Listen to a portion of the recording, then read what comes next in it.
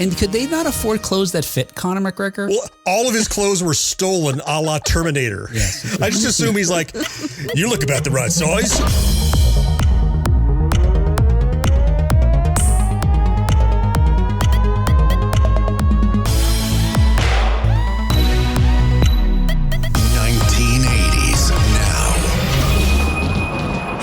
Welcome back to another episode of 1980s Now, a weekly examination of the importance of 1980s pop culture and its influence today. Hey everybody, my name is Will, and joining me as always are my friends and co-hosts, Kat and John. Hey guys. Hi guys. Hey, hello. No moogly wooglies. Is that what you're waiting for? Everyone's waiting on bated breath.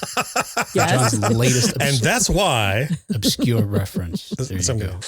Hey, on today's show, we're going to talk about a Roadhouse, Not only the latest reboot that just came out just a couple of weeks ago, but we're going to talk about the original as well and compare and contrast pros and cons, A and B, all the sorts of things that will get to the root Coke of. and Pepsi. Yes. Yeah. We're going to do a blind taste test of Swayze versus Gyllenhaal. Oh. And you're going to have to figure out what that is. Yeah. A blind? Yummy. Wait, I can't wait. Yeah. Oh my God. Mm-hmm. Cat's like, now you're talking. I get to taste Swayze? He's probably a little dusty right now. Oh. Tastes so good. No. What? Cat's like, I got to try the second one again. And now the first? No. Let me try the second one again. No, this one definitely tastes more alive. Yeah. John's trying to keep us out of the gutter. I see what he's doing. Trying. Wait.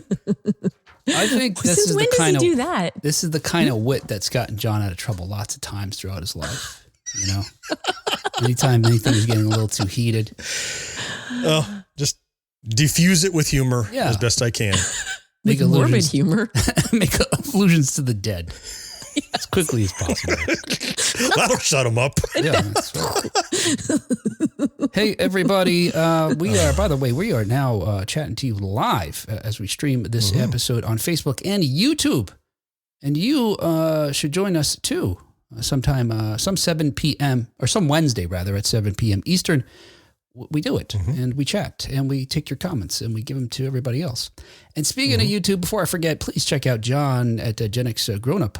His very own Grown Up YouTube channel there where you can taste John too. You get a taste of John. Wow. Oh. And you want to watch live because there's so much that Will edits out. It's like if you watch live, you're kind of part of a secret club that knows.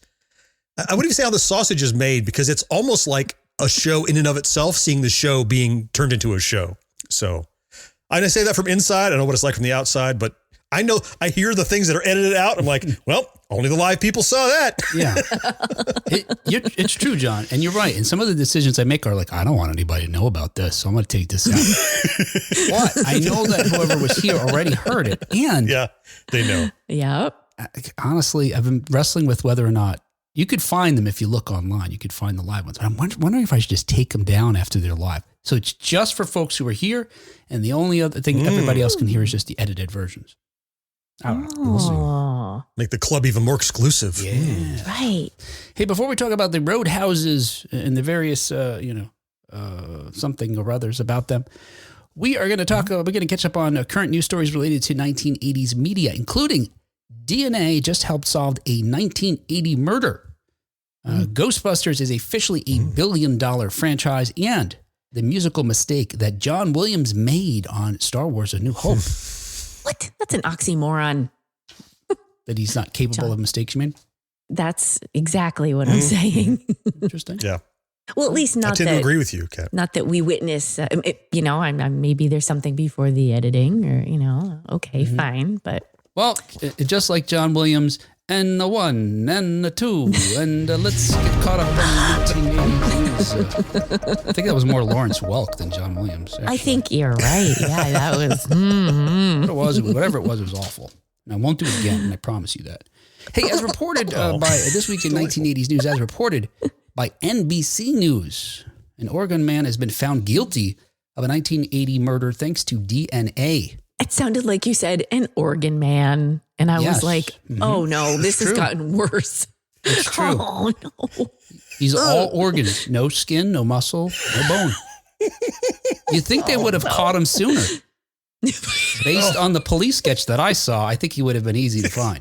And all the squishy, wet footprints at the scene of the crime. It was more like a slug trail, yeah. Organs he walks. Ew. Anyway, back to the serious, macabre story I'm about to share with you about a woman who was brutally assaulted and murdered. Cat. If you're done with your jokes. For years now, nobody knew who killed Barbara May Tucker. She was killed on January 15th, 1980, and her body was found the following morning in a wooded area between Keene Road and a school parking lot in Gresham, Oregon, by students arriving for class. She was expected to show up for a class and never arrived. While her case was cold for years, investigators gave the case a fresh look with advances in DNA technology. In 2000, DNA swabs taken during her autopsy were sent to the Oregon State Police Crime Lab for analysis, and a DNA profile was made from the swabs. Then, 20 years later, in 2021, a genealogist from Parabon Nanolabs identified Robert Plimpton as the likely contributor to the unknown DNA profile developed in 2000. So police found him where he was living, and they started surveilling him. Well, as they were watching him one day, they saw him spit out a piece of gum on the ground. And the detectives quickly collected it and submitted it to the crime labs for analysis. Now, you know, John's providing Foley for this, and I think that's perfect because when I read this story, you know, I was led to it because it's set in the 80s. It had to do with DNA because I know something about DNA from the 80s that I'm going to share in just a moment. Oh my! But when I got to the part about the gum, I wanted to know what kind of gum it was. Is that wrong? Was it fruit stripe? Now, I think it could be something that Wrigley's uses in their marketing going forward. Freshen your breath, catch a killer. Or I guess maybe you'd want to avoid it, I guess, if you're a killer. Don't eat it if you're guilty. Don't chew gum or spit it out if you try spearmint. Wrigley's will drop a dime on you. The fresh taste of innocence. Yeah. Anyway. Oh man. So they send this piece of gum to the analysis and it's a match. You know, that's how they find it.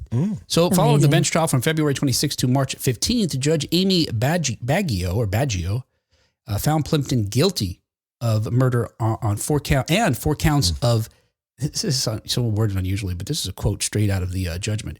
4 counts of different theories of murder in the second degree. Now, unquote. Now, I'm sure that has to do with legally how they have murder in Oregon because different states do it differently. Okay. So they call theirs, you know, so different theories of murder. It sounds like people just, I don't know, maybe he, and they're like, it sounds pretty good. Guilty. What else you got? If he didn't do that, what did he do? Right. Are we playing Clue? It was the guy chewing gum in the woods with a hatchet.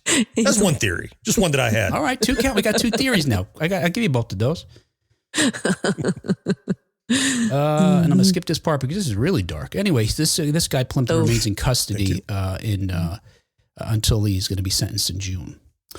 But I bring this up in partly because of the reasons I mentioned to you. Even though we didn't find out what kind of gum he was chewing, DNA was invoked, and I wanted to let you guys know this because I've been wanting to share this story, and I'm not going to share the full story now because I think it could be a true crime, although it's dark. But I think we're getting to a point where some of the true crimes I may share are dark, and this one I'm leaving out some of the details to keep the 1980s news light, but. British geneticist Sir Alec Jeffreys discovered the technique of DNA testing to determine a genetic fingerprint in 1984. Wow. So along with the many wonderful movies and albums that celebrate a 40th anniversary this year, so too does this now commonplace technique for determining who's a criminal, you know, or solving crimes, I suppose. Deoxyribonucleic acid? Yes. You think? Something like that? Wait, you both know that? You both could have made that up. Deoxyribonucleic acid. Yes. I loved memorizing that. Miss Herod would be so proud of me. Oh. I don't remember who I learned that from, but thank you, whatever science John teacher. could have made it up. You could have agreed just as a goof on me. And I would have just went along with it because I had no clue. You still don't know. We could still be BSing. No. In fact, you just said it and I couldn't repeat it back to you. I know the A was acid. I caught that part. There you go. Yeah. Will was dropping beats while we were learning our science. What did you just quote? It's a compliment. Take it. Right. That's fine. Will is shell shocked. He thinks anytime we're laughing at him at this point. Is what it is. I thought Kat. I'm shell shocked. I thought true. Kat was pretty sure she was quoting the Beastie Boys. Not on purpose. Anyway, Surely this back on track accidental. here. Here we go. Wrestling this back to on track here. So this scientist, Jeffrey, says he had his eureka moment while working at the laboratory in the Department of Genetics at the University of Leicester, England. After looking at the X-ray film image of a DNA experiment, which unexpectedly showed both similarities and differences between DNA of different members of his technician's family.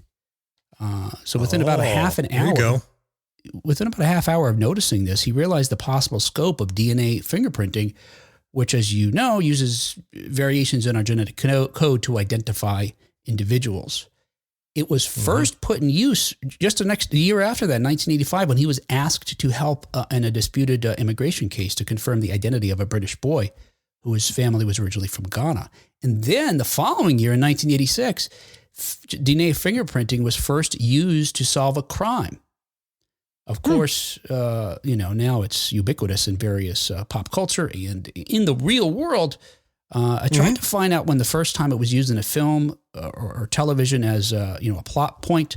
I wasn't able to confirm the precise thing, but it seems like it didn't really show up in media until the early 1990s, which probably makes sense given the untried sort of nature of it and how suspicious of it. I'm sure people were probably initially, and for it to seep in from the scientific world into the entertainment landscape. And just that word, deoxyribonucleic acid, that's just, that's going to slow things down.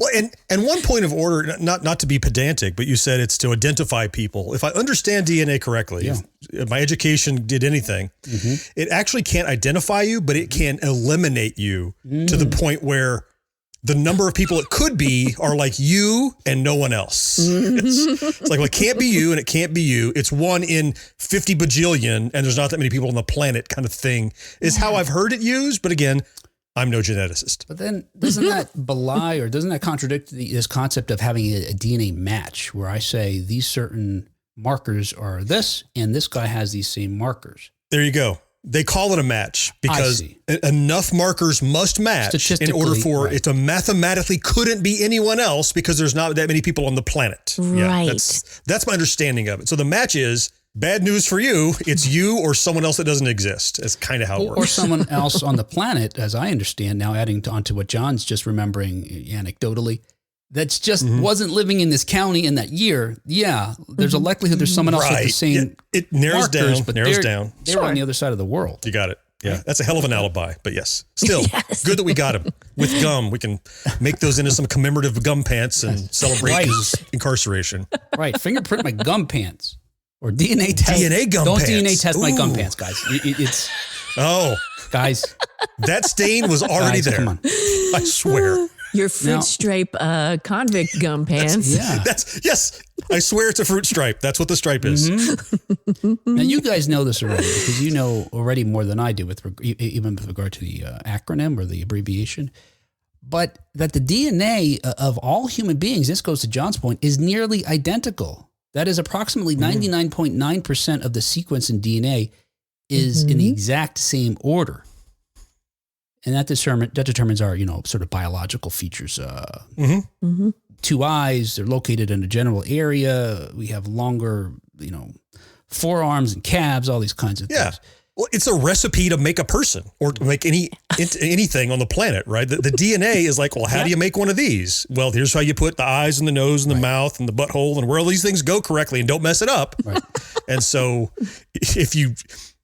all those are the same. That's why I think those markers come into play, the deviations from what's universal. Sure. Yep. Not a geneticist, but there we go. You sure sound like one.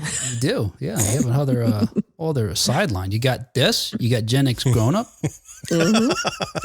What else? And stuff for you. Yeah. Solving crime with gum. There we go. There are, however, triple threat. And I only know this because I read it. I don't know this. I've already proven I'm not, knowledgeable enough to know this. But there are, however, places on the human DNA molecule that are different. And of the approximately 3.2 billion with the B base pairs in the human genome, some 3 million base pairs of DNA, about 0.1%, vary from person to person. So it's just that little percentage there that they're really looking at. That's at the core of DNA testing. I love this stuff. I love that they can, have something from way back and solve that crime. Miss So says, the butthole, odd area to focus on, homie. Really? Does this tie to our conversation about aliens and John? I don't know. I just raised questions. I was picking random orifices from a list that came up alphabetically. Sounds like some John foolery to me. I agree. This week in other 1980s news, as reported by Slash Film, Ghostbusters is officially a $1 billion franchise. Congratulations. Now, talking about anniversaries, the original film Ghostbusters is set to celebrate its anniversary this July, with the first film having premiered just 40 years ago in 1984. But even before that, momentous occasion, Ghostbusters as a franchise is now worth $1 billion or has achieved $1 billion in box office. And that's thanks in part to its latest entry, Ghostbusters Frozen Empire. What, John? They made some money and I put them over. He's making it's good for congratulations for them. They needed more money. The old movie's not bringing it in. They needed more movie. I'm not disagreeing with the financial state. Oh, okay. Please. It's okay. All right. Well, carry on. Well, as a result, Didn't mean to interrupt. Ghostbusters has now joined a relatively few franchises in cinema history that can claim to have earned at least 10 figures in ticket sales. Wow. But yes, in spite of John's, I don't know what he's besmirching or something, some word, the most recent film, the fourth film canonically in Sony's franchise just came out this past or last week and collected during its opening weekend $4.52 million with an additional 16 million roughly internationally, earning about $61 million at the start of its run. Have you seen it, John? Is that why you're poo-pooing it? Seen with what? Ghostbusters Frozen Dumpster Fire? Yeah, I have seen that. Yeah. Come on. Are you kidding me? It's too early for spoilers. Too early for spoilers. You're darn right it is, because I'm seeing it Friday. I haven't seen it yet. It's way too early for spoilers. Now, John, remind me, with regard to Afterlife. Yes. You liked Afterlife, loved it. Right? Yeah. You love it. Okay. Love it. So I guess without going too far into it, because Kat hasn't seen it, and I imagine a number of other folks haven't had a chance yet. La, la, la, la, la, la. I wouldn't dare mess it up for anyone who hasn't seen it. Yeah, what was I have too much respect for you. What was the difference? Was it just a terrible story, character arcs you didn't like, too much going on? I think Afterlife was so good, and this was not a logical follow-up to that film. Okay.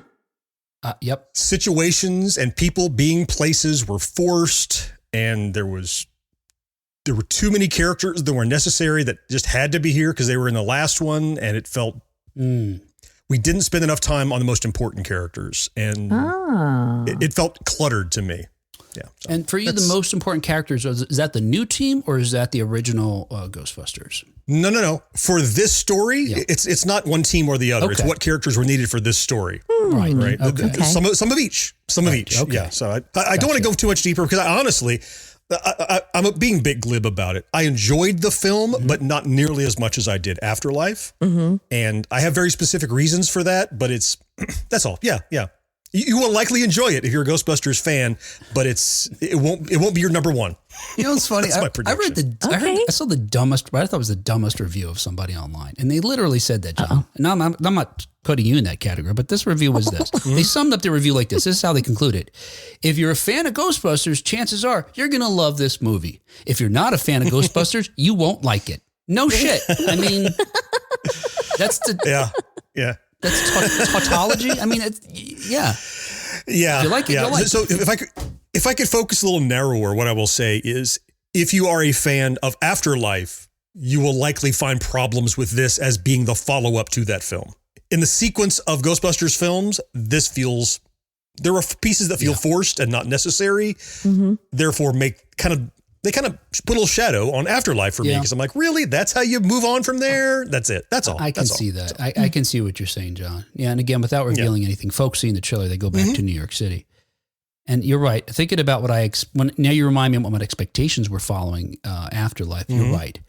Where it seems like they're trying to reset now and just make space for a new, like we wish we would have made a Ghostbusters 3, 4, and 5 back in the 90s.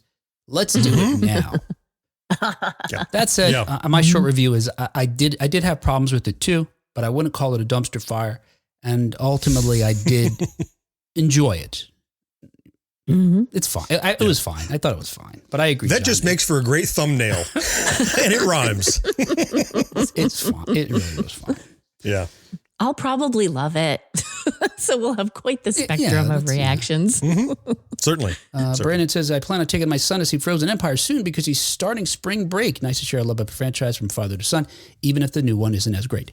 You remind me, Brandon, I took my youngest with me to see it, and my wife, we went as well. And my youngest loved it. And in part for her, it's because, look, she loves the original films. She really loves them. And in fact, when she'd see Bill Murray or Dan Aykroyd in another movie when she was smaller, she'd be like, hey, that's Venkman, or hey, that's Stans, you know? That was how she knows them. Now, after Afterlife, she's kind of, there's more space for her, but she relates more to the young McKenna Grace character because they're closer in age. And so these are becoming like her Ghostbusters. And so that's so cool. For her, having seen them in short order within the last couple of years, it's become hers in a way that it isn't mine. Whereas I'm more like the mind of John, between the space and between the way they've sort of, unfolding the story. I might not feel as connected to it. Yeah, kind of forced. Keith says he just saw it with the family. I loved homages to all things in the 1984 movie. Yeah, I do like those too. I don't think that was too terribly over the top or, fan servicey, but some of it was a little bit. Well, I agree. Still, it won't surprise you, though, that the domestic sales are just barely ahead of Afterlife, which earned $44 million when it first started. Now, Afterlife had it against it, though, the pandemic, because we were still in recovery mode when that film came out.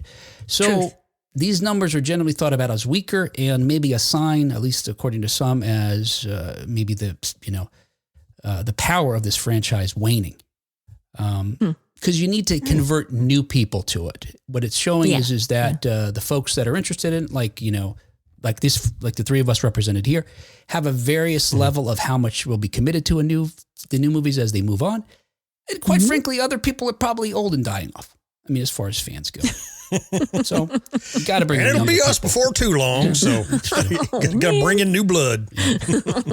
But this also won't surprise you that none of the Ghostbusters films after the first have managed to topple its earnings, which were $295 million worldwide to date. Ghostbusters 2, which came out just a few years after that, made $215. The 2016 reboot made $229, and Afterlife made $203 million. Sure, look, they've all made over $200 million, so they're not worried for cash, and obviously it's led to animated shows, at least 2 that I could think of off the top of my head, video games, tons of toys, a whole life. Now, were all those numbers, I don't know if you know what you're reading from, are those adjusted for inflation, or in their day they each made $200 million or something? Because that would make Ghostbusters 1 and 2 much more impressive by comparison. Offhand, what I remember about Ghostbusters, I don't think this was adjusted. Because I think when you adjust it, it's closer to $500 million. Yeah. Gotcha. What I recall, at least. So makes it still. In fact, but in your day, making that much money, awesome. Yeah. I want to say, I do recall, this is just off the top of my head, it was neck and neck with, I think Hangover had maybe surpassed it, but maybe not, as the highest grossing comedy of all time when adjusted for inflation. Ghostbusters is probably still today, either 1 or 2. Yeah. All right. And hey, finally in 1980s news, as reported by Variety, John Williams made a musical mistake in A New Hope. No. I'll let you be the judge. But maybe it wasn't his fault. Yeah. Well, let's find out here. So this year, Williams is resetting the record books again. We've talked about this once before when he was nominated, I believe, for A Dial of Destiny. He was already the second most Academy Award nomination earningest person that was not named Walt Disney. This is it's his 54th nomination. Now, wait a second. Wow. Sorry, that can't be right. Oh, no, that's what he's being nominated for now. Scratch that. I think it was for the it was that Steven Spielberg movie. What was that about? It's about him growing up. That was the movie that it was. He was the Fabelmans. Feldermans? Fabelmans. There we go. I Yeah. was so close. I think that's the one. But anyway, look, he's been a record setter for a period of time now. But anyway, this is his 54th nomination for Indiana Jones and the Dial of Destiny. In December, after seeming to suggest that he was retiring after scoring the latest indie film, Williams walked back previous reports that he'd put down his baton for the final time, saying, quote, "I don't care much for grand pronunciamientos." I thought I wrote this wrong. Why is he throwing? Yeah, but he's saying it in Spanish all of a sudden. I don't care much for grand pronunciamientos. I don't know. Or did he stutter? Does he not like Mentos? He just like the reaction with Diet Coke? They gave away his crimes. Mentos won't give away your crimes. Oh. They could put that on the package. Mentos, freshens your breath, won't give away your crimes. That's right. Anyway, I don't care much for grand pronouncements. Statements that are firm and finished safe.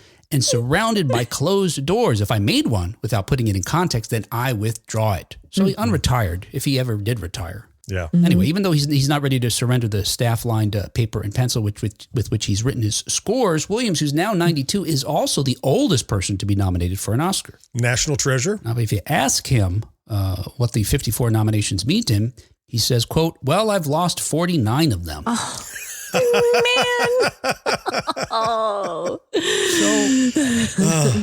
The fact that he's counting Right. tells you what he thinks. He's keeping track. But I'm not bitter. Yeah. Well, he does go on to say how, and I do believe him in this regard.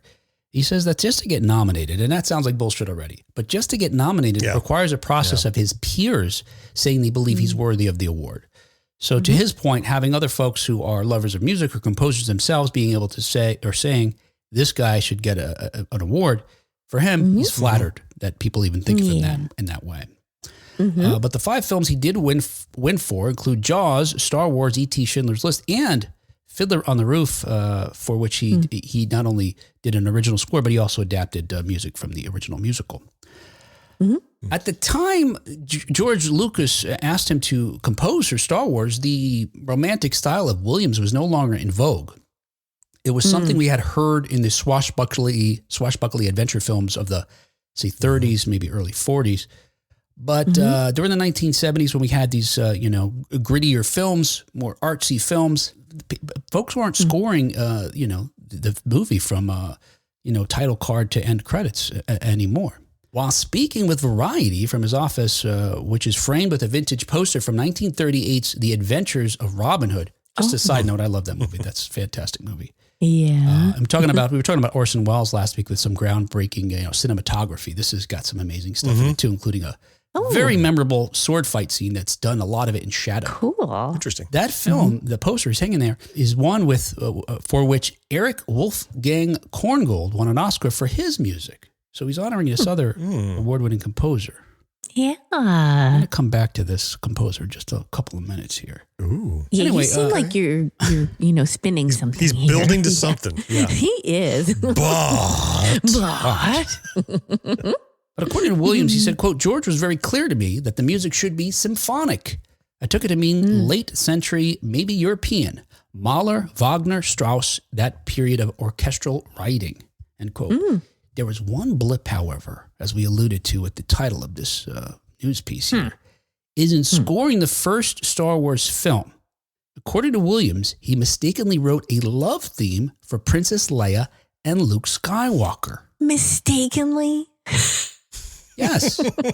Because as he explains, quote, "I learned later that they were brother and sister. So it was an incestuous... So did we. Later. Yeah. So it was an incestuous idea to have a love theme for them. But George never told us there was going to be a second film," end quote. Didn't know it at the time. And Right. Yeah. I mean, It's too faceted. It's like, first of all, let's assume we did know. We didn't. I'm still convinced Lucas didn't know. He was making it up as he went. We've learned much of that. Yes. Let's assume that everybody did know. yeah. Well, if you did a boom chicka, like little brother sister tune there, it would have diffused the mystery of that love triangle, and it would have foreshadowed that they were siblings. So you wouldn't want to do that. That's not what happened. I mean, I'm sure what happened was he's like, well, there's these two on screen. And Williams said, well, give me some background. It's like, well, it's those two. Lucas didn't know. And so he's like, well, love theme, I guess. I'm sure. Yeah. John Williams is blameless in his, even though he admits he made the mistake. I don't think he did. Yeah. Two things. One, I really want that to be our theme song, John. That boom, chicka, boom, chicka, boom, whatever you did there. That's our sibling theme song. Okay, one. Wait, no, Kat, you don't want that. Do you know what John was suggesting? That was like a porn theme. No. Right? It was a bouncy kind of. I thought you meant like boom, song. chicka, That's boom. all. No. I would have done that. It would have been way more synth in it. All right, No. I'll take it back. If you watched I was him, mistaken. I didn't know you guys were brother and sister. I just learned. Okay. You just found out all new information. But also, yes, I agree. When I wasn't giggling, I was trying to like follow John, and When was that? That love triangle, like it makes it so much more like interesting and complex. Like that has to be there. Yeah. Well, and even Luke didn't know, and Leia didn't know. None of us knew. Literally 0 people in the real or fictional world were aware of that until a second movie was coming. So Yes, and actually, they didn't find out to the third film, Return of the Jedi. Right. And as John alluded, it's likely Lucas didn't know himself that the origin of the twins, because it's in this second film, Empire Strikes Back, that they kiss. And unlike the good luck peck that Leia plants on his cheek during the New Hope, the smooch in Empire has more tongue than the special edition Sarlacc. My! They kind of go for it. Oh my goodness! And if knowing their relationship makes that latter PDA seem cringe, it could have been worse. It turns out. Because thanks to a deleted scene released on Disney Plus in November of 2019, we now know the relationship between Luke and Leia was almost more romantic. While the kiss as it's seen in the theatrical version seems as if Leia's only intending to make Han jealous. The original footage shows it follows a near profession of Luke's love for Leia. And after being, I'll just set it up and then I'm going to show you the clip here. After being removed from the Bacta chamber, he's in the Bacta chamber. Yes. After surviving the Wampa. He's Leia visits Luke by his bedside. Bacta's growing real well. Scars ought to be going to there, so. Does it hurt? Nah, I'm fine. Leia, when I was out in that storm, I was real worried. You were worried. It got me thinking, I might never get the chance. What? Tell me.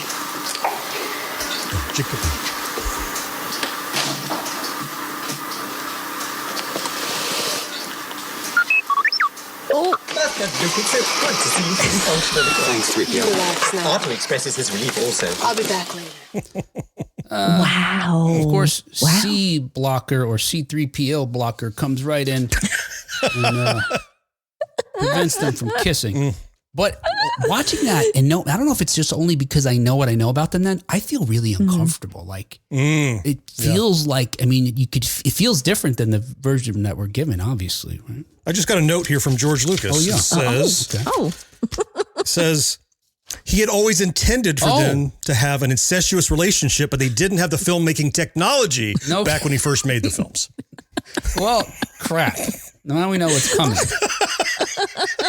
Misa thinks he's going to add in a CGI Leia to get that R-rated Star Wars. You was getting busy. I didn't feel uncomfortable watching that because I don't know, maybe I'm able to just separate it out. It's like, this is when they don't know. This, You're doing a mantra? Yes. I just go along for the ride. Placing myself, at that point in time. And now I'm not thinking about the other way. Maybe he was just going to tell her a secret. The Empire's really bad. He wasn't going to kiss. He was just getting close to tell her a super secret. Or something about Wampas. that he learned. He was going to talk about 3PO. That's why they shut up when he came in. That's Oh, there he is. No. exactly what happened. Michael says, so Luke shot first. Yeah. Oh, We get a lot of mileage out of someone in Star Wars shooting first. Yes. Right? All the time. Fortunately, it's sort of what John's alluding to is that Lucas didn't scrub the romantic theme music out of future releases of the film, like he did, with the Han Solo drawing his blaster first on Greedo. But realizing the error of his ways, he gave Williams an opportunity to write Carrie Fisher a new non-incestuous theme for The Empire Strikes Back. what is that? What is it? No trombones. Yeah. No trombones. Yes. at all. That's right. It's all strings and flutes. No saxophones. No sexy Careless Whisper sax that has Cat draping or Leia draping. Draping across R2. Draping across the speaker. More trombone. She drapes across R2-D2 or something. Whatever gadget is nearby. Whatever gadget is nearby. Cat. Okay. It's a family show. And in Empire Strikes Back, so not only does John Williams compose a new theme for Leia, it's the first time that he creates a motif for Darth Vader. Yeah, that's right. You don't hear the Imperial March until The Empire Strikes Back. Get out of town. Really? Is this the Mandela effect or something? I know. Don't you swear when he comes in at the beginning of New Hope? No. I would have said yes. Yeah, oh my but gosh. The first time we hear it is some piccolos that are playing when they fire off the probe droids to find them what planet that the rebels are hiding on. We don't hear the full Vader theme until about 20 minutes into the film when Darth Vader is shown for the first time. You know what I was thinking of? Yeah. Cerveza Cristo. Yes, that was the that's right. theme that was. See, John, you've only seen that version. The Chilean That's my version. problem. Yeah. So I can't speak for that. I mentioned early on that John Williams in his office has this poster of the Adventures of Robin Hood hanging, for which composer Eric Wolfgang Korngold won an Academy Award. I'm going to play you another piece of music that Korngold wrote a clip. Oh, here we go. Korngold wrote a clip. And damn it, I forgot to write the name down. So No. it's not the Adventures of Robin Hood. Make it up.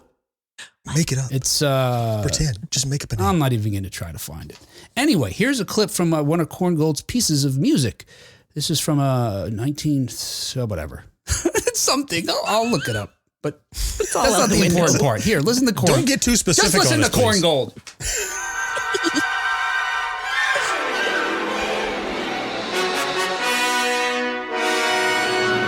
Ooh.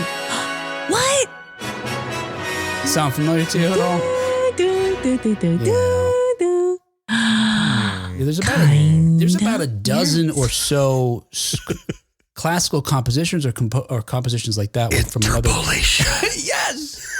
Or songs from other films that John Williams was clearly inspired by. And if I played them side by side, you would be shocked how similar those are. If he had the poster, I'm guessing it was a composer that he idolized or admired or something. And so borrowing from those sorts of themes, I didn't so much notice the theme, but the orchestration, like the instruments that are in use. Yes. It was like, oh, that's that Williams horn sound, that that kind of like fanfare in there. I can see the inspiration. I can hear the inspiration. I can't see anything. It's Fanfare. That was a good word for it. There was a feeling even before I caught the do. That there was like that proclamation sound. Yeah. That music is the main title from King's Row. You found it.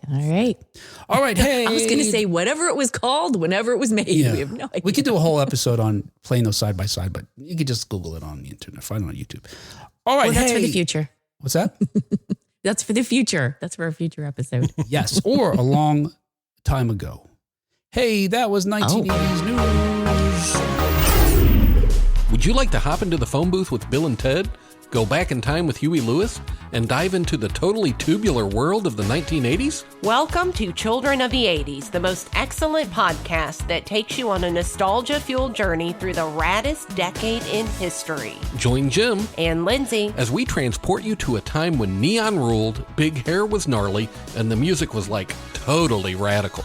Children of the 80s is the ultimate time machine to relive the most epic decade ever. So grab your Walkman, dust off your VHS tape, and join us for a righteous blast from the past. Get ready to rewind, reminisce, and rock out with Children of the 80s. Subscribe now wherever you get your podcasts and let the 80s magic begin. All right, hey, let's talk about this. Yes, let's talk about this. By this, I mean Roadhouse. I got notes. Is that what your little book was for, too? Notes? I have a big book. Oh, God. Kat, you just start on your notes. John and I will join you when you're done. You're just going to kick back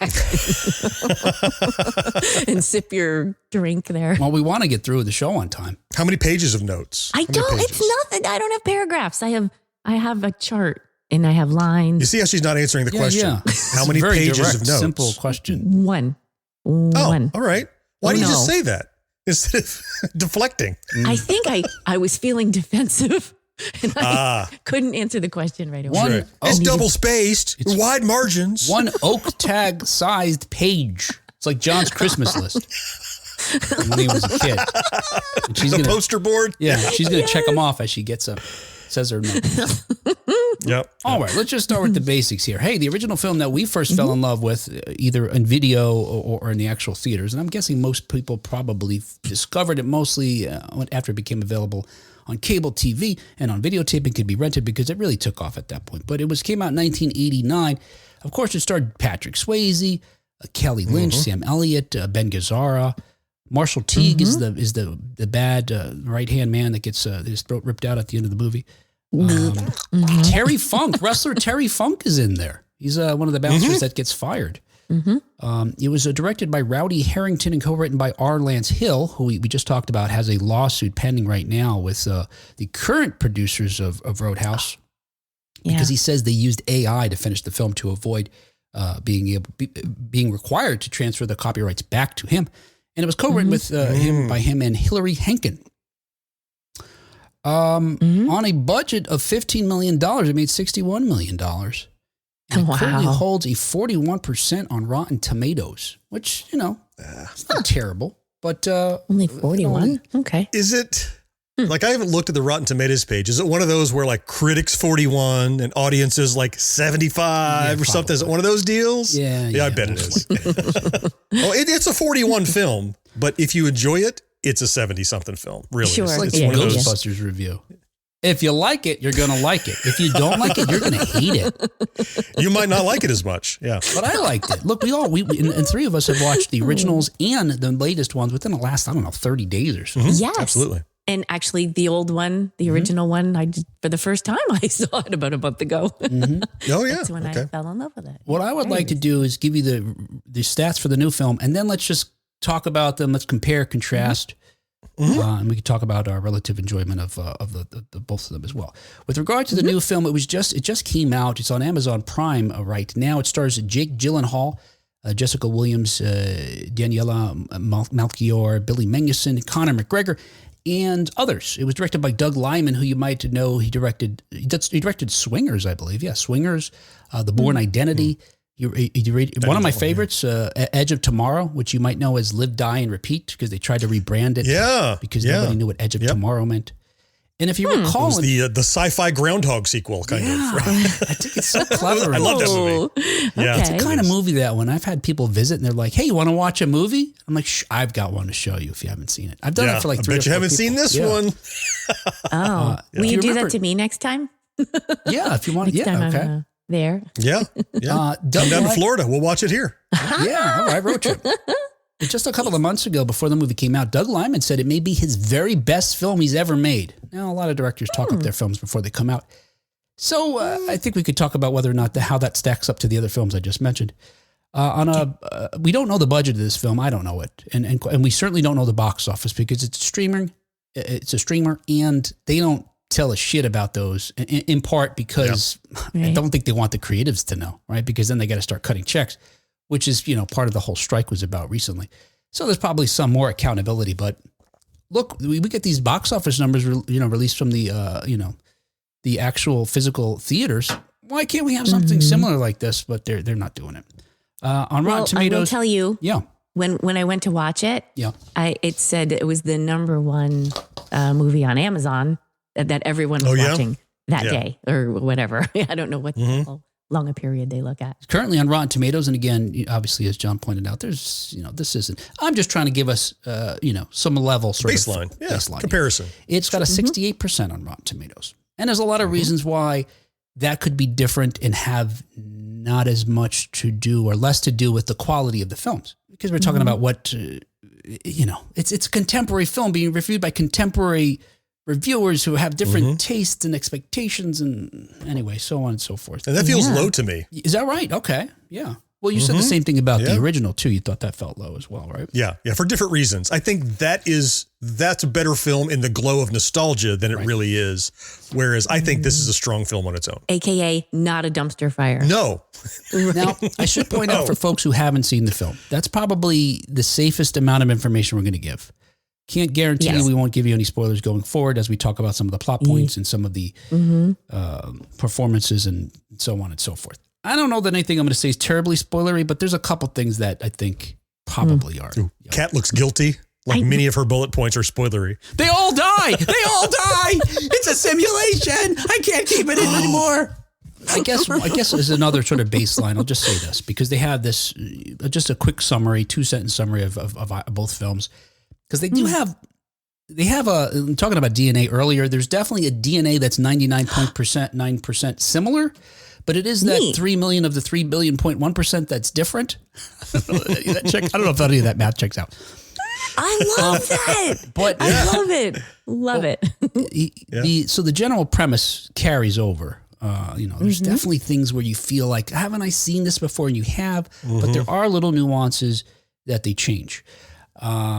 But with the old film, Dalton, played by Swayze, is a professional bouncer who was working security for a club in New York City when he's approached by a businessman from Missouri to come over and work for him at his roadhouse, the Double Deuce in Jasper, because he wants to clean it up. He wants to spend money and invest a significant amount of money making it a real destination, but he can't because there's a bunch of assholes that just, this is something we got to talk about too. Like, do places like this exist? Where people just go like out of their fucking minds and need to kill people, like that scene in the sequel to what was that? The Matthew Vaughn movies about the secret agent. I got nothing. Somebody knows. They'll tell me. Okay. Somebody in comments will know.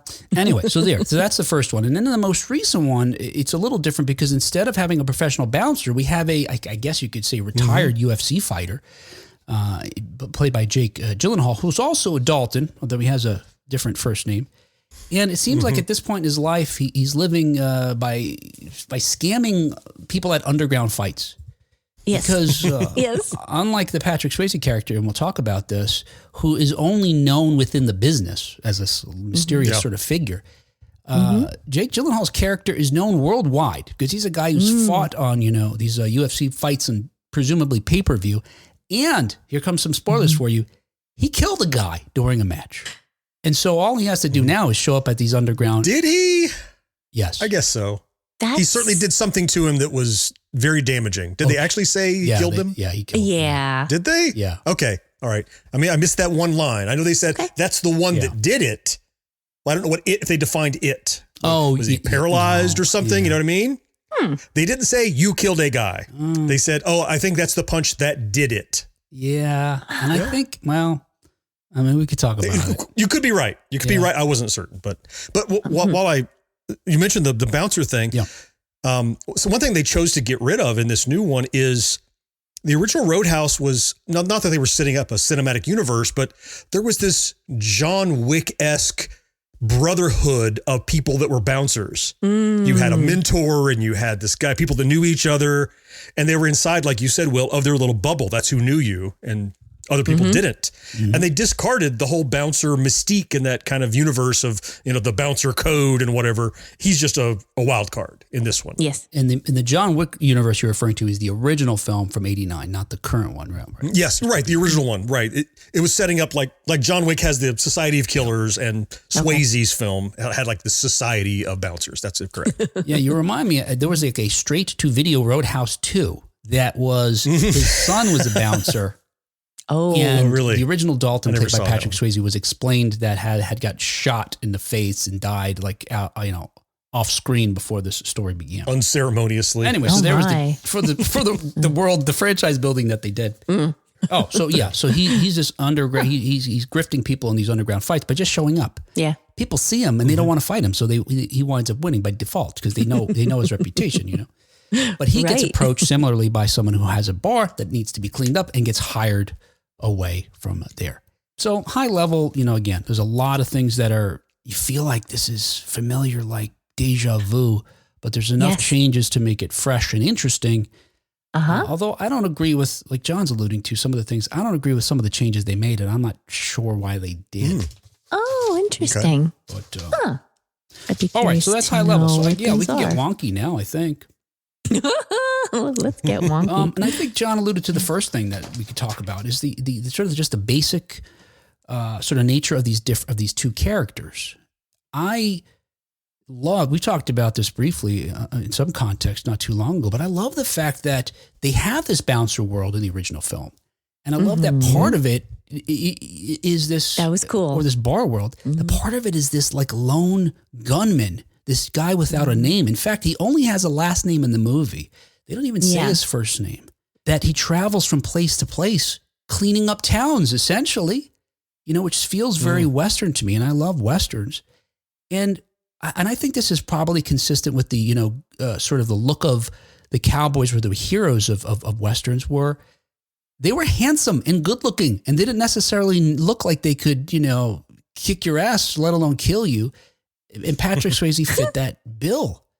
And now you contrast that with Jake Gyllenhaal. Within the first 5 minutes of the movie, he takes off his hoodie. And even if you don't know any of the backstory I just told you, he is ripped. Yes. He is tatted up.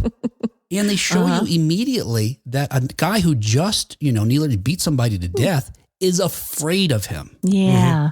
Yeah. So already at the beginning, I don't like that. I think it makes it a weaker sort of story. You just made me think though. You referenced the Western. And also, I guess I don't know if this is a spoiler. Remember how he makes the decision to go to this place that the woman came and wanted to recruit him for. He did not immediately want to go. In fact, he didn't want anything to do with it. Right. But he had an emotional crisis. He, made a decision and realized, oh my God, I shouldn't do this. Yeah. And then of course he didn't have a car and he needed money. So he had to, then he had to take her up on her offer. And then not long after that Western theme is introduced by a character that he meets. That's where he goes, I forget how it comes about, but I feel like it's almost like this is the beginning of his path, possibly into that world. So with Swayze, that Dalton was already there. And maybe if this is like an origin story in a way, and he's going to be able to do what Swayze did. You know, the very things, Will, that you explained that you liked Swayze's Dalton better because of the setup. I like Gyllenhaal's Dalton. Okay. For the same reasons that you like Swayze's. Yeah. I appreciated that he wasn't aloof and unapproachable. Right. We see him, yes, he's grifting people, fine, whatever, but he's not just doing a job. You get to see him be kind to people and take care of them simply because he likes them. There's the shop that's just up the street from the Roadhouse that you see early on in the film, and he meets this young family there, a father and a daughter that run this bookshop, and he cares about them, not because they're paying him, because he believes in what's right. And so I felt he had a greater moral compass than just my job is bouncer. Gyllenhaal's Dalton was more of a hero. And in fact, he has the hero switch that you throw like Popeye's spinach. If you get him mad enough, he's going to Hulk out. Yeah. And so I like that he almost was not in control of the thing that he did. When he gets too mad, he's kind of whatever, but he's more human. He's more compassionate. He's not a mercenary. He's a guy who has made some mistakes and is down on his luck, but you see him be a good person and care about people, even when he's not being paid. I like that about the Gyllenhaal Dalton. I love that about him too. I would argue that Swayze is not mercenary. You know, he certainly he shows many things. Not as much. Yeah. Well, sure. But he's more mercenary than, Oh, well, possibly. But he cares about the farmhouse guy, you know, the farmer, you know, he helps him and he gets pissed off when, you know, his True. landlord, Good point. you know, is targeted. But yeah, I feel like the Gyllenhaal Dalton, we there's more of an emotional layer there. There's more complexity that we are able to see. I cared more about the person as opposed to the guy doing the job in Swayze's. Yeah. And in the original one, there was also a store too. Remember that Doc's father has. Yes. That he gets burned There's down. a store in both of them. Yeah. Yes. There's DNA. Yeah. Chuck has trademarked the Bouncerverse as the world of there we go. Roadhouse. I like it. Bouncerverse. I like that. Yeah. Love it. Miss So says, I always forgot about the sequel. Yeah. For good reasons. Good call. Good instincts. Just want to point out, I love both of them. I love both Daltons for, you know, different reasons. Yeah. Yeah. And look, I enjoyed both films. I enjoyed the new film. So, but again, I think, unlike what John's saying, I think you could have had both. I think you could have had him be this mysterious gunman that shows up to town to clean up things. And like we do with a lot of these Westerns, show that they have a heart and they care about things, even if they're not getting paid to care about them. I do think they did that with Patrick Swayze as well, but I know what you mean. There's some hilarious moments where he goes way out of his way to take care of people.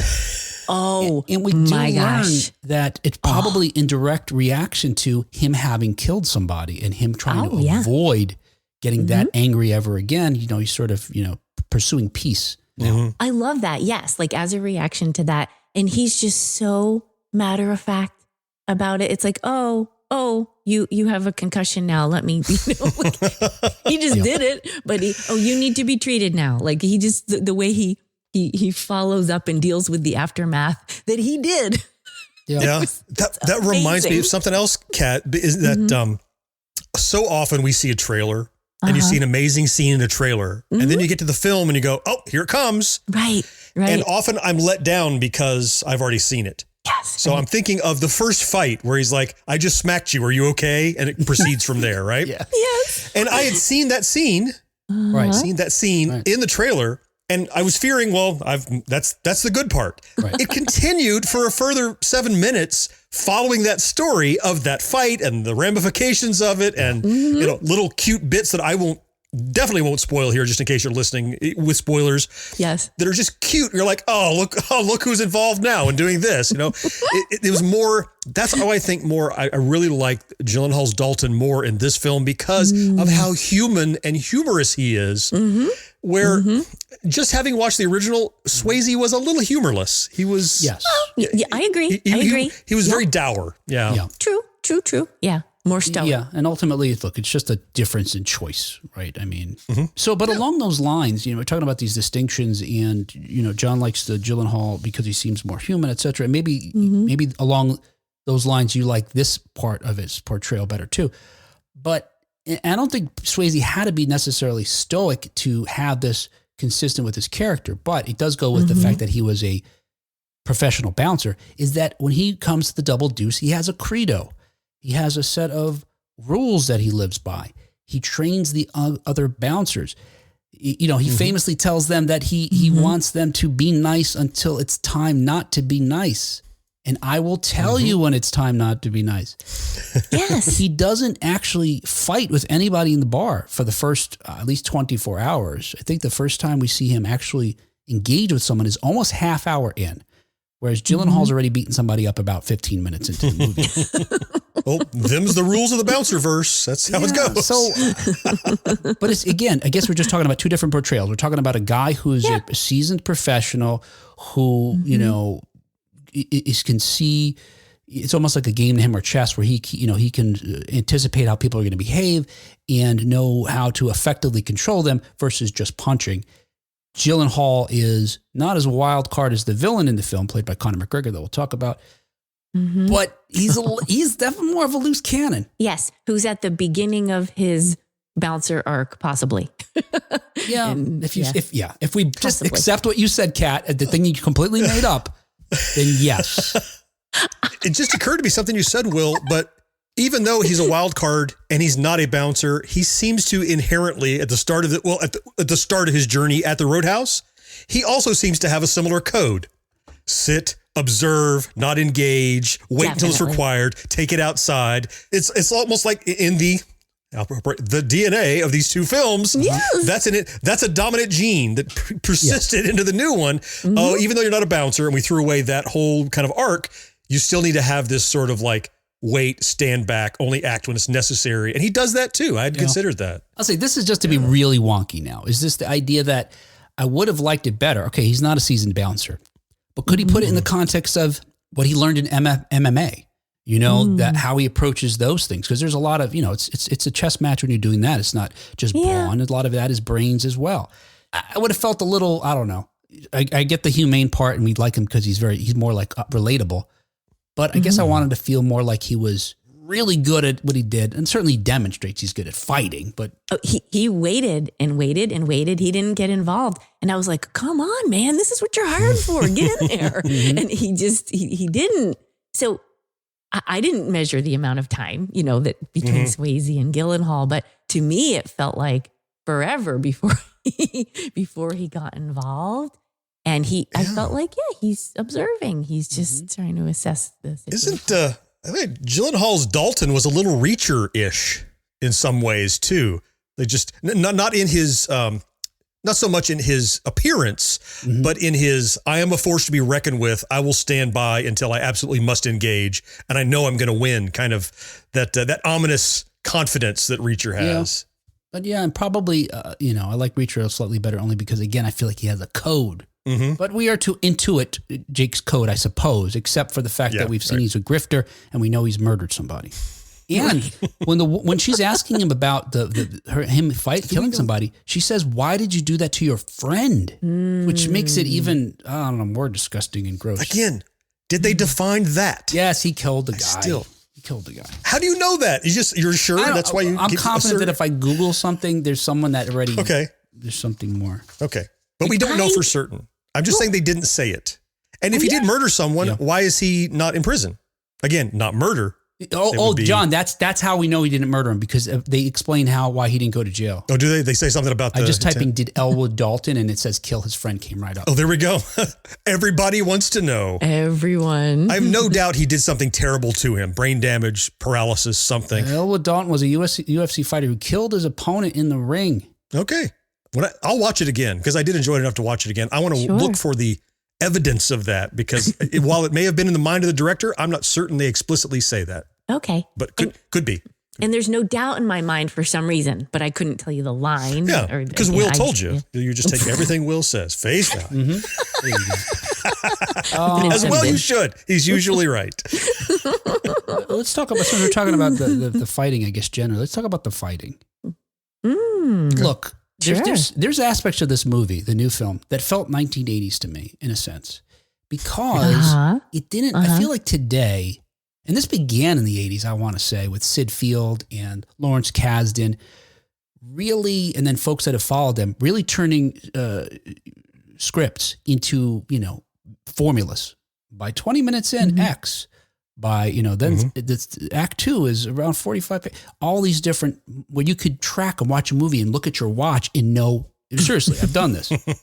This movie, earlier that in the 80s, and not every movie in the 80s, but the ones that were like, canon films, for example, they didn't track necessarily that way. This felt more like that to me. And I want to say and maybe the original Roadhouse did too. And I want to say in a good way. Yeah, you had your inciting incidents and all these kinds of things. But it felt like there were moments, and I'll just say, like with the was it the alligator or crocodile? I don't know what the species it is. Crocodile, where stuff like that would happen, and I felt like, well, anything can happen. It didn't feel like it had to be necessarily part of the formula. Anyway, that said, the one thing about this that wasn't 80s like, and there were many things, was the fights, and I actually appreciated it because unlike the first film, which seemed like 80s fight scenes where it's choreographed and you could almost see the breakaway table break before it breaks and that kind of thing. The knife is rubber. You can see it move. Right. I really appreciated how this one was the stunt choreography, the fight choreography, and how it was shot, because there were some Texas switches and some things going on, but you wouldn't necessarily know because of the pacing and everything that made it look fantastic. Oh, we could talk about the filming separately. Like the way the whole movie, there was some cool filming stuff. I don't normally notice that stuff. And I was like, whoa. Some of the fight scenes felt like drone shots, or like they taped a GoPro to a dragonfly and said, fly around these guys real fast. Yes. You know, and I'm sure it's probably a rig and something complicated, but I'm like, man, I feel like I'm zooming in and out of like it's an animated film where you can go anywhere, because the camera was going around these guys in ways that, like, where's the rigging? How are you getting all of these shots in one continuous no-cut shot? It's pretty impressive. And there's mirrors everywhere. Yeah, and usually that drives me crazy in movies when they do that, but it didn't in this one. It just felt like it was well. They were cut together in a way that matched the pacing of the action. I thought of the GoPro thing too. There was one specific point where I was like, oh man, it's like we're being hit. Yeah. And the fighting was brutal. You know, in the first movie, it was, again, more cinematic in a way that feels safe. This was brutal, you know, with people getting stabbed and otherwise injured in ways that was just rough. I appreciated that often when he was going to hurt someone, he told them what he was about to do. You know, that. Yes. There was a scene that, spoiler in that it happens, but not plot points. He's talking to a guy with a gun and telling him, well, if this finger was broken, you couldn't pick up if they were both broken, you couldn't even squeeze the trigger. So that's probably what I'm going to have to do if you don't put the gun down. And the guy, oh, you're a smart guy, huh? And it's like, he does this like jujitsu, quick disarm him, grab him, break his fingers, lay him on the ground and go, I told you, there's a hospital just up the road. I know where it's at. Right. 25 minutes away. I love that about it, that he's like, look, I'm up front with you. It's not a surprise. You're about to get your ass beat. Would you like to get your ass beat or take a different path? And then when they don't, that's that code kicking in. It's like, look, I know I'm going to win, but here's your chance to step away. And they never did, of course. So. And John, without giving too much away, there's a scene where he tells somebody what's happening to them. Yes. And I think that's what happened to his friend. I think that's what he did to his friend. Oh, interesting. Oh, yeah. You're going to feel this. This is going to happen. Yeah, which it makes it more grotesque. Okay. Because there's a quick shot of what happens to his friend and it looks like the same thing. Okay. Anyway, I'll watch for that next time I watch it. So let's talk about some other actors, some other characters in this. And look, we can't. So again, let's talk about the original first, I suppose. Okay. And specifically the villains. We could talk about love interests too, but specifically the villains. In the first movie, we had Ben Gazzara was the rich guy pulling the strings, and I don't recall, and maybe you guys do. In the new movie, the rich villain is motivated by land. The roadhouse is the lone holdout in a stretch of land. It's in the way. Yeah. And he wants to convert it all into, I don't know, some sort of, they say something for rich assholes. I don't remember how she said it. Yeah, a resort. Condos or something. I don't remember why Ben Gazzara wants to get rid of Patrick Swayze's Dalton, except that he's hurt his henchmen and other guys, you know, and his nephew was the bartender that got fired, that sort of thing. But Ben Gazzara is really, you know, he's an accomplished actor at this point. Really intense, kind of low-key intense. I think it's kind of ridiculous that come the end of the movie, he's also a fighter. And could hold his own against Patrick Swayze. That's the 80s kindness of, you know, ishness of it that I kind of didn't care for. Yeah. But before he even gets to fighting Ben Gazzara, he fights Marshall Teague. And I told you guys about this a couple of weeks ago. I had only just learned about it, where Patrick Swayze, and this is the final fight where Patrick Swayze is forced to do. I don't know if he really is forced to, but he rips the guy's throat out, which is a thing he's trying to avoid after killing somebody like that in self-defense years earlier. And Swayze said to Marshall Teague, let's just really fight. And they did. Yeah. And so we talked about this. It has that feeling. So the best probably fight scene of the whole movie is the last one in that regard. In the new movie, I don't know. I like Billy Magnuson, I think you say his name. I like him in lots of things, but his evil rich guy he's kind of goofy, mustache twirling a little bit too much for me. He's just an evil douche. That's all he was. Yeah, like a brat. He was a rich, bratty, unreasonable. Daddy's money. I suppose, however, it is balanced out by the, I don't know, roid-raged, coke-fueled seeming, not that he really is, the character. Knox, played by actual MMA fighter Conor McGregor. In his acting debut. Now, this guy is a meme right now. If you see, people are all over the place making fun of how he walks. I saw this like a bulldog. Yeah, and I honestly thought, when I saw that, I thought this guy's just starting acting. Either he really walks like that or it's a brilliant choice. I remember when I was starting out, this one woman that I had acted with, she was a young actor at the time, just like me. She had this technique. What she did was she would decide what animal her character was most like and adopt some of those animalistic characters. It looked like he did that kind of work, right? He had some kind of like bulldog or gorilla. I saw somebody joking on the internet, pretending they were directing him. They're like, okay, Connor, can you please just one time when you walk, have your arms actually touch the sides of your body and have your legs closed, please? Just this one time. And then he does it again. They're like, But that said, he was maniacal and over the top in a way that, like I'm saying, I didn't like about Billy Magnuson's Brandt character. I liked Conor McGregor as that nut job. He was like a chaos agent. It was like the thing about the Joker in Batman. What is it? The Dark Knight. Yeah, he just wants to see the world burn. I don't even know if he was getting paid. We don't know. He just shows up. And things were literally burning behind him. Yes, right? When we first see him and he acquires clothing. And as he walks away, or if we can call it struts, lopes, whatever he did. It's just on fire behind him. I loved Conor McGregor's performance in this. Again, we talked a few weeks ago about I have misgivings about the man and his actions in the real world. I wasn't expecting a lot from him. I was expecting he's an intimidating presence, period. But when he opened his mouth, it would break it for me. Yeah. But it didn't. Okay. Yeah. He did, I thought, an admirable job portraying this chaos machine, like you said. However, in the structure of the film, he only comes along because everyone who's come up against Dalton so far has been handed their ass, and he is the last resort. So he's not like the big bad until into the third act, almost, is when he comes in, unfortunately for me. I'd have liked to see more of him, or him be more intelligent and be more wrapped into. He's basically, they called a tornado. Because all the rational and thoughtful solutions were done. They're like, well, this guy's going to tear up everything he sees. Just call him. And it was almost too much. And I think he was going to be he got people to watch the film, and I'm glad that they did. I don't think I liked his character as much as they wanted me to, but I did love his performance in the film. I thought he nailed what he was told to do. It's some of those things that you're mentioning for me are those things that felt out of formula, but I didn't mind because it felt more like a film from maybe the later 80s. Like I can't, the fact that he was kind of Deus Ex Machina, like it wasn't a thing that was planted and then paid off. He wasn't even brought in by any character that we knew in the movie. It was an off-screen character. I mean, and that kind of stuff, it was like, this is kind of amateurish filmmaking, but I kind of liked that about it because it felt like a B movie with an A movie budget. I think the Knox character could have been better utilized if his shadow was already across this story from the beginning. And we just didn't know when he would come into play. The only reason you knew he was coming because you saw the trailer. Yes. He was absolutely we've run out of ideas to throw up against Dalton. Let's make up a new guy.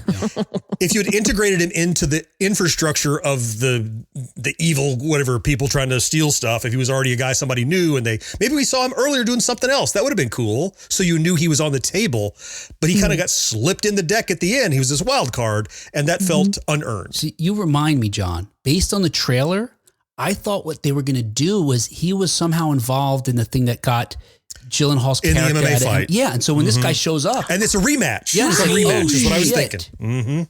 Not this guy again. I thought that too. And it rattles you, but it doesn't. Bill says the best review I saw commented that McGregor walked around the movie like he had the worst case of hemorrhoids. And then I watched the movie and I could see nothing but that. Yeah, I get that. Oh, I'll tell you what I thought when I watched it. I thought this guy's acting like he has 10-pound balls. Oh, that's like the way he's strutting, that kind of thing. He's like, oh, don't want to chafe. That's right. My muscles are so big. Everything.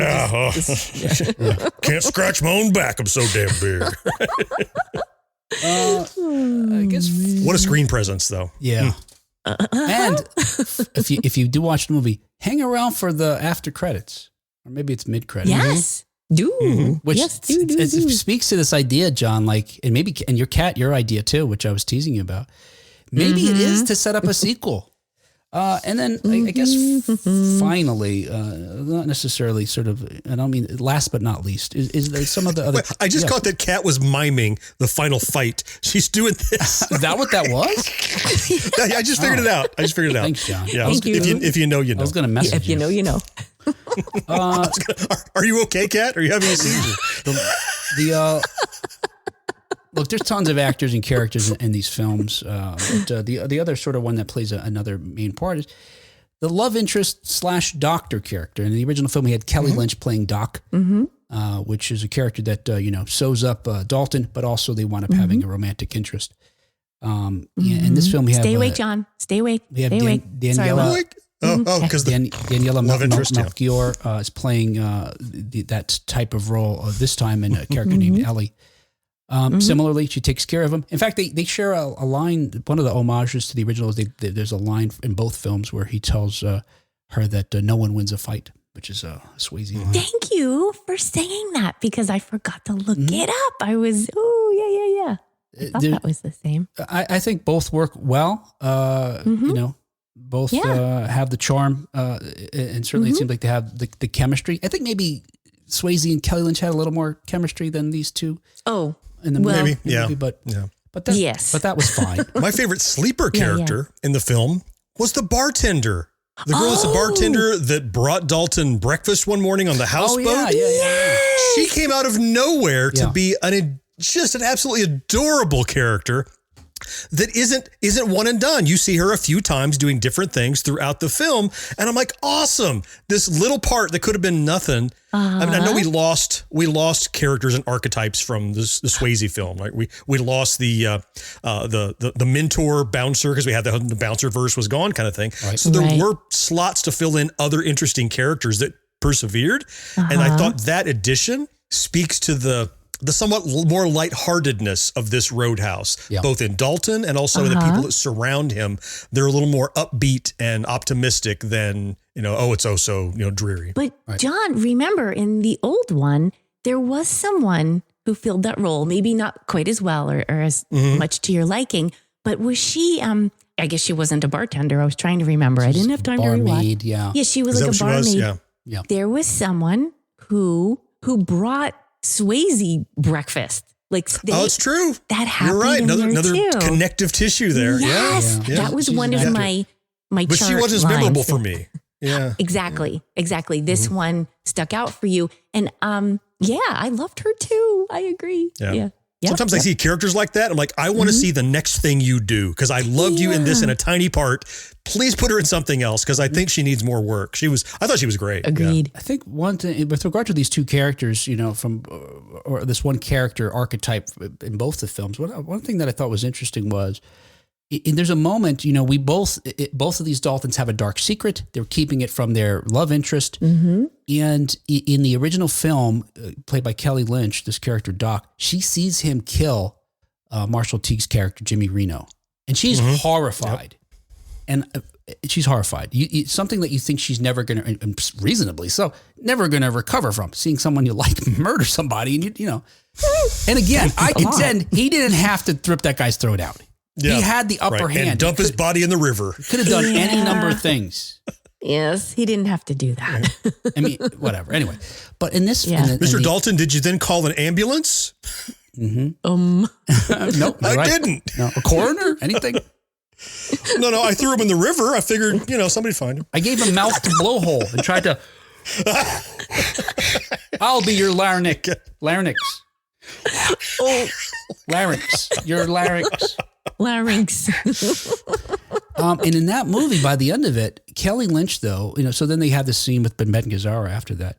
They reconcile, and I think at the very end of the movie, they're like swimming in the lake together or something. They're skinny dipping or whatever they're doing. Yeah. But in the new movie, maybe I should cut this out from the audio podcast, only because we've managed not to be terribly spoilery. I think maybe I don't know. Maybe not. I think the statute of limitations on the 80s Roadhouse is up, so we can talk about that. Yeah, I'll bleep out the other certainly. thing. Yeah. Anyway, there you go. So that's. I think that's it. You guys have anything else about that? Oh, I have a couple of things. The music was just as good. I enjoyed it as much as I did in the original movie.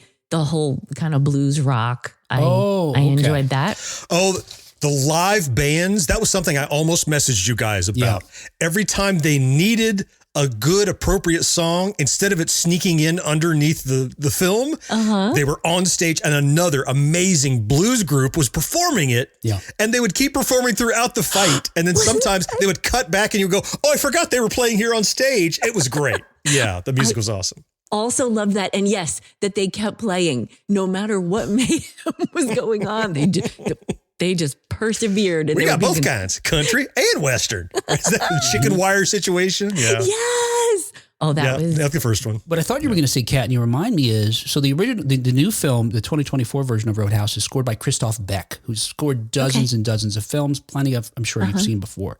But what I think really elevated the 1989 movie, and I think but for the score, it wouldn't nearly seem as good as it is. I think if you had anybody else score it, I think it would have seemed a lot more B movie, but it was more like a B+, A- movie because it was scored by Michael Kamen. And the late Michael Kamen, who sadly died long before he could continue his work, because if it wasn't, talking about John Williams earlier, if John Williams didn't score the film in the 1980s, they went for Michael Kamen. He did dozens of movies during his lifetime, including many in the 1980s, including the entire Die Hard franchise, and the score for the original film, Roadhouse in 89, sounds very much to me like the Lethal Weapon score. And I think for me, a lot of that pulling out my heartstrings and making me feel different things from Swayze's Dalton and feeling like this is a quality film was because of that. Very cool. Score. So I have a question for both of you. This is one of those stupid memes you see online to try to prompt engagement, but I'm just going to prompt engagement from you guys and also anyone here watching live. Yeah. If you could only keep one, if you had to burn one, you could never watch it again. Yeah. And this other one you could continue to watch in perpetuity whenever you wanted to. Which one would you save? Definitely the original one. Yeah. And it might be in part nostalgia. And quite honestly, I couldn't separate that from it. But it has some little elements of it that I pointed out earlier that I like the way they did his character, which is more in line with types of films I like than this one. And again, I like this movie, but if I had to pick one, 1989's Roadhouse. Swayze's? Okay. Yep. Yeah. What do you think, Kat? I think, because I don't have that super strong emotional connection or sentimental connection to the original movie. Of course, to aspects of it, like Patrick Swayze or the feel of it or whatever. But man, when watching both of them, the new one, I found myself having more reaction to, like laughing at it or being like, whoa, wow. Like it just kind of, I just had a higher intensity reaction to it. So I feel like the new one might be the one that I would keep. Yeah. I also have a warm spot for the original Roadhouse, but after seeing this one, I feel like I've seen that one enough. Okay. Not that I don't like it. Again, admittedly, I do enjoy that film. I think it is not as good a film as its reputation, but its reputation is based on how much people enjoy it. So it's earned whatever spot it has. It's fine. But I did, like Kat said, and ironically, is this often in the middle between you two, almost for the reasons Will lists, I'm on the other side of the fence from his reasons, the things that he kind of moves you towards Swayze's film. I go toward Gyllenhaal's because of how it breaks some structure, the things it does differently, and the feeling that I got and the emotions, the humor, the everyman kind of thing. He wasn't in this secret society sort of deal. So I definitely, I would go with the newer one, not to denigrate the old one, but if I had to pick one to watch again, I'd watch the new one. I really enjoyed it. Yeah, I think along those lines, and I said about Edge of Tomorrow, showing people that movie. If had somebody come over and I was going to show them a Roadhouse, I'd probably show them new one over the old one because I'd be confident they'd have a sort of popcorn good time, whereas the other one's a little, slower and more. I don't want to say more intellectual, but they might then want to see the old one to see it's kind of its origin. Maybe, Yep. They might get inspired. Yeah. Read some of the comments here. Brandon says, I actually like this remake, even though I don't really like Gyllenhaal or McGregor. The original had Sam Elliott in it, though, and no one can replace him. True. Sam Elliott's kind of that. Sam Elliott's kind of that third act Deus Ex Machina Conor McGregor. It's almost like they dropped. I didn't like that about the movie. I love Sam Elliott, But it kind of, for me, detracted from the power of Patrick Swayze's character that he needed to call in another hired gun. But at least Sam Elliott's character already existed at the beginning of the film. He wasn't snuck in. Yes. You know what I mean? Yep. He didn't appear as prominently, but he existed. Yeah. And that's, in writing, they call it about planting something and then having a payoff. Yeah, they didn't plant Conor McGregor, John. You're right. Right. Unearned. Keith says, is Roadhouse 2 one of those things that we acknowledge exist, like alleged sequels to Blues Brothers and Caddyshack? I would say not even that, Keith. We're going to pretend it never happened altogether. Yeah, that's right. I never saw it. So Miss So wants easy to for recast a Jake Gyllenhaal. Who would have been a better match for the character these days? I like him, but he's almost miscast in this role. I don't know. I think I actually like him in this role because I think he's that balance of handsome, charming, and, physically, impressive. Although I saw people online, and it's these guys who, fancy themselves real men versus, the beta cucks of the world, that they were saying, this guy couldn't beat anybody. Alpha bro. Just look at him. He couldn't beat up anybody. He's got soft hands. Pansy. Miss So's picking the original, though, and Brandon's picking the original as well. Because of Sam Elliott. Bill says I'd ditch both and keep a Jean-Claude Van Damme film. No, that's cheating. Bill made a funny comment earlier. I don't know if I can find it, but he was pointing out how in the 80s film, there was a lot more exposure of a female torso than just say it, Kat. This is not a G-rated show. No, is it that's boobs? my way. I like to be funny that way. I honestly didn't know what you were thinking. First, I pictured was midriff. Then I pictured just a torso, like it had been boxed. And that was a horror movie that I saw once. I don't want to ever see that again. Oh, no. Okay, oh my so gosh. yes, there was more gratuitous nudity in 80s. More films. gratuitous nudity. And that's what my husband was also noticing when we watched. He was comparing very disappointed, wasn't he? Very disappointed. Oh, yes. Is Kelly Lynch nude in it? Although, yes. We get to see an equal amount of male torso nudity in this. Swayze was always shirtless, inexplicably shirtless in the first one. We also see his naked behind in the first film as well, I'm pretty sure as well. Yeah. I think Conor McGregor makes up for that in this one. Yes. Here's a little something for the ladies. Multiple times. All right. Hey, that was our show. Oh. Yes, that was our show, which was brought to you thanks in part to our early adopters, Rick Parker and Karen Flieger. Yay! My screen's not changing. Oh, there it is. I will put it, Kat. You don't have to do it. We have the budget to add it. We need it. Okay. It's emotional. Insert here, Will. Go ahead. I have to hear it in my own head. And I should keep it in my head. Okay. And thank you especially to our Secret of Our Success level Patreon supporters, Nick Guillory, Craig Coletta, Matt Marino, John Henderson, Brandon Greer, Marcus Taylor, and Tony Gray. Got to beat her to it now. Hey, thanks everybody for supporting our show. We are so very grateful that you help us get it done. Literally help us get it out there every week after week. If you'd like to join the ranks and help the show, please go to patreon.com/1980s now. It looks like 1980 snow, but it's 1980s now. Yes. And learn how you can kidding. Give us $1 or $2 and earn our forever gratitude. All right. Hey, that's it. We will. Thanks, guys, for joining us on the live. Certainly, folks listening at home, join us some other time, Wednesdays, 7 p.m. Eastern. We will talk to you then next time on 1980s Now. Until next time. Nobody ever wins a fight.